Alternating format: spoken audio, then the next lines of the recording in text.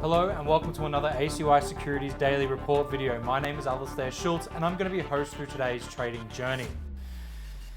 Now, in the second video of today, I'm looking at Europe. So the title of this slide is obviously Welcome to Europe, but tonight we're going to be hearing from the European Central Bank, or the ECB for short.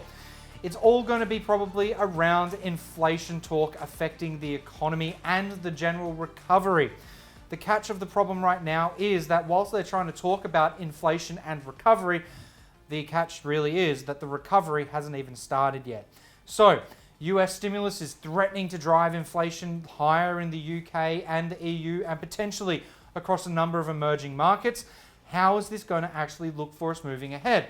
The first thing is we need to really think about where the ECB stance is going to be. I've seen them over the last couple of months really taking advantage of the jawbone, as we call it. Now, realistically, what is a jawbone? The jawbone means they're going to try and talk down the currency, or they're going to be trying to calm the markets via saying, we're going to be financing conditions remain favorable. Now, in that instance, we've heard that several times over the last couple of months. And while it's very clear to central bankers what they're actually saying, to traders, it's a little bit opaque. It doesn't give us the exact numbers or stats that they're actually looking in terms of purchasing assets or using some of that stimulus money that's been sitting there just in holding deposits for a while. Now, of course, it provides no sense of those purchases, and the QE side is a problem. It is dawdling along. Instead of doing the actual quantitative easing they were planning on doing, at least from what we heard before December when they last released this big stimulus package, or added to it, I should say, on the PEPP stuff, we've found that they've actually been dwindling on their purchase. They're now at about 12 billion per month. At the very start of this, they were at about 20 billion per month. So those purchases are kind of dawdling behind, and they're not using the funds that they have allocated to them. Lagarde really needs to explain more. And when I say that, I mean Christine Lagarde, the president of the ECB. She really needs to be explaining as to why that's the case, or at least explain how they plan to move forward with it. Because at this stage, there's a little bit of uncertainty. And without the bond buying programs happening, I think the fear is likely to creep back in to the market, and we'll likely see some of those yields starting to spike. Now, the slow release of vaccines has been a bit of a problem as well. They've obviously had a very slow rollout across the EU, and it is that they still haven't really gotten coronavirus under control. So there is a threat of more lockdowns occurring. And the ECB really needs to use those QE funds to try and help stabilize some of those fears. The last thing they want to happen is a taper tantrum. And it's been sheer luck that the euro hasn't actually resurged higher, back up towards those 1.20 and 1.25 ranges against the US dollar in the most recent days. Obviously, a stronger euro is going to impede their recovery because it means that their purchases, their exports, everything like that gets affected.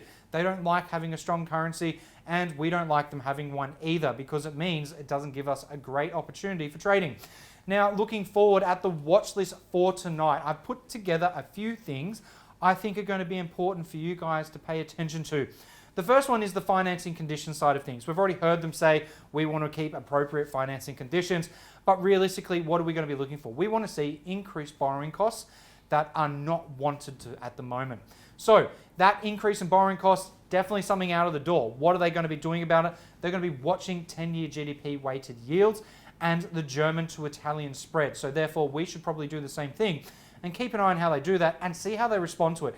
If they announce that they're going to be making more asset purchases towards either of these sort of sovereign bonds, then it means that we are likely going to be seeing a little bit of a change up.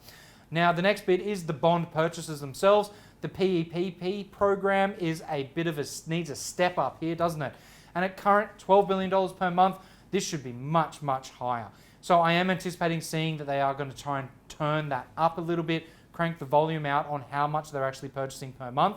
Anything above 12 billion is going to be great. Anything above 18 billion is going to be fantastic. So bear that in mind.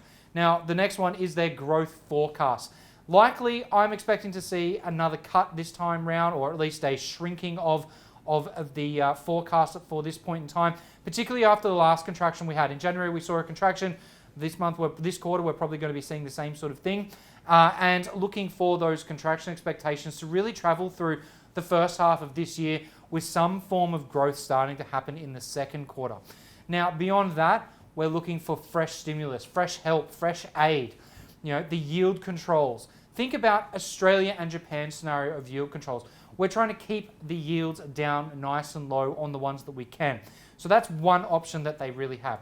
The other option is they let it run hot, just like in the US is doing when it comes to inflation.